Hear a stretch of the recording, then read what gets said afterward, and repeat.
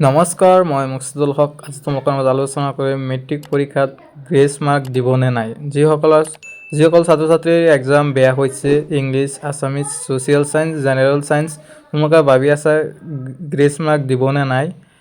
এতিয়ালৈকে official notification grace mark দিব নে নাই অহা নাই। গ্ৰেছ মাৰ্ক মানে হ'ল আগতে দিছিল যে যিসকল ছাত্ৰ ছাত্ৰীয়ে 6টা ছাবজেক্টৰ পৰা 5টা ছাবজেক্ট ভাল হৈছিল, এটাৰ কাৰণে তেওঁ এক্সামটো বেয়া হৈ আছে, তেওঁলোকৰ ছাত্ৰ ছাত্ৰীসকলক 5 মাৰ্ক বা 4 মাৰ্ক গ্ৰেছ দি পাছ কৰাই দিছিল। এতিয়ালৈকে এনেকুৱা কোনো ধৰণৰ নটিফিকেশ্যন অহা নাই গ্ৰেছ মাৰ্ক দিব নাই। তোমালোকৰ চিন্তা কৰিব নালাগে।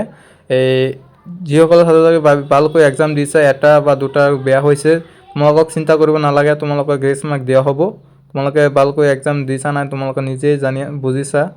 সেইকাৰণে তোমালোকে চিন্তা কৰিব নালাগে, গ্ৰেছ মাৰ্ক দিয়া হ'ব তোমালোকক। আৰু বিশেষকৈ ইংলিছ আৰু আছামিছত গ্ৰেছ মাৰ্ক দিয়া হয়। এই ছ'চিয়েল চায়েন্স, জেনেৰেল চায়েন্স ইয়াত গ্ৰেছ মাৰ্ক দিয়া নহয়। অফিচিয়েলি ইংলিছ আৰু আছামিছত গ্ৰেছ মাৰ্ক নিদিয়ে, সাধাৰণতে ইংলিছত দিয়ে। ইংলিছত যিসকলে 3 বা 2ৰ কাৰণে ফেইল কৰিবা, তেওঁলোকক গ্ৰেছ মাৰ্ক দিয়া হ'ব।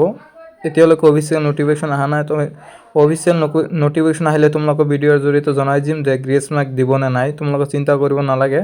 তোমালোকে যদি এক্সাম বেয়া হৈছে, গ্ৰেছ মাৰ্ক দিয়া হ'ব।